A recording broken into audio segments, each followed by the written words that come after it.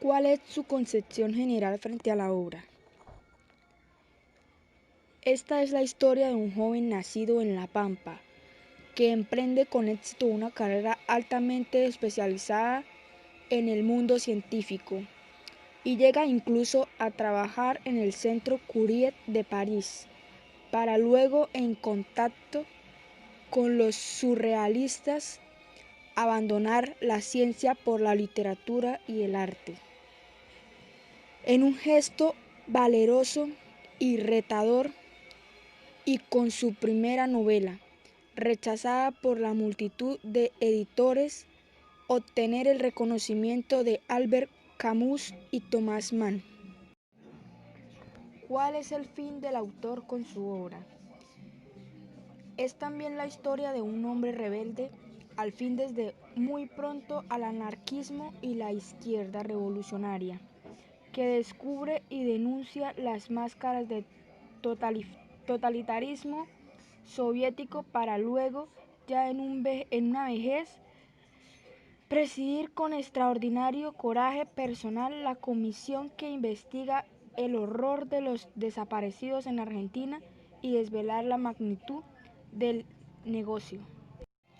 ¿Qué opina el autor frente al arte, especialmente la literatura y la pintura? La pintura y su escritura es la forma de cómo expresar su pensamiento del mundo moderno y anarquista. Cuando ya no podía ver bien, se dedicó a plasmar su pensamiento en pinturas. Según el autor, ¿cuál es la relación existente entre la obra, el túnel y su vida? El túnel fue una de las novelas más sufridas por Ernesto Sabato a la hora de lograr su publicación, porque las personas que pensaban que en un científico no se pudiera dedicar a la literatura, los escritores famosos le decían a Ernesto Sabato que no podía hacer novelas y él, siendo un científico, no se podía defender, y en toda Argentina fue rechazada la novela, pero un amigo le ayudó a que la novela se publicara en Francia y consiguió un gran éxito en ese país. ¿Cuál es el concepto del autor frente a la figura de Dios? Su autor se define en él como un anarquista cristiano, anarquista en no reconocer ninguna objetividad, ningún sistema como absoluto y cristiano, quizás por ser Cristo el único Dios que ocupó el lugar que todos los dioses anteriores.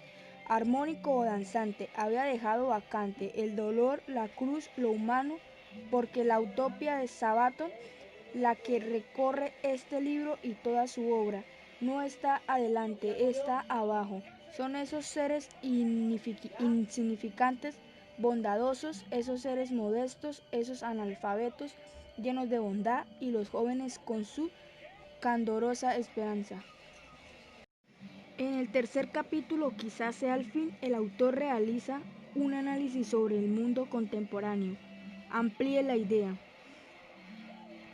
Básicamente, el autor habla y analiza que estamos en un mundo donde el sistema y su poder siempre nos va a manipular.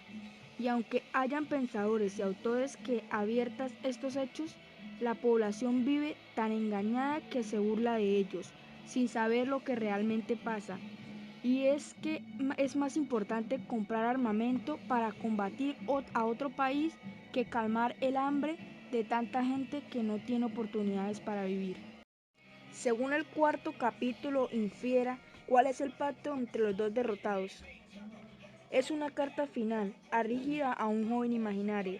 Entre las ruinas descubrió algo para lo que todavía vale la pena sufrir y morir. Aquella comunión entre hombres, aquel pacto entre derrotados. Una sola torre, sí, pero resistente, indestructible. Estas palabras son sobre héroes y tumbas. ¿Recomendaría esta obra? ¿Por qué? Sí la recomendaría porque este libro muestra cómo es el mundo desde otra perspectiva y también cómo una persona se puede superar, aunque hayan muchos problemas. Me parece muy interesante.